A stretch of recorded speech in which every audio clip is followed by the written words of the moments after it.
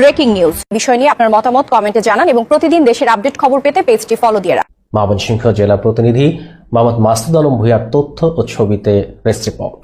সবচেয়ে বেশি বন্যা হয় দেশের এমন 5টি জেলা দেখে নিন। তালিকার 5 নম্বরে রয়েছে জামালপুর।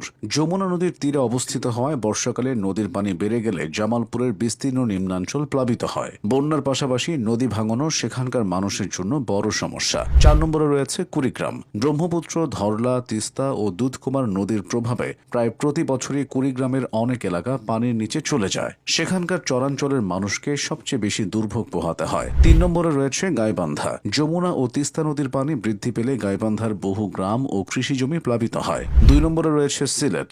মেঘালয় থেকে নেমে আসা পাহাড়ি ঢল এবং টানা ভারী বৃষ্টির কারণে খুব অল্প সময়ের মধ্যেই সিলেটে প্রায় আকস্মিক বন্যা দেখা দেয়। এতে শহর, গ্রাম, সড়ক ও ফসলি জমি একসঙ্গে ক্ষতিগ্রস্ত হয়। আর 1 নম্বরে রয়েছে সুনামগঞ্জ। হাওর বেষ্টিত এই জেলা মেঘালয়ের একেবারে পাদদেশে অবস্থিত হওয়ায় উজানের পাহাড়ি ঢল এবং অতিবৃষ্টির পানি দ্রুত এখানে এসে জমা হয়। ফলে প্রায় প্রতি বছরই সুনামগঞ্জে বড় ধরনের বন্যা দেখা দেয়।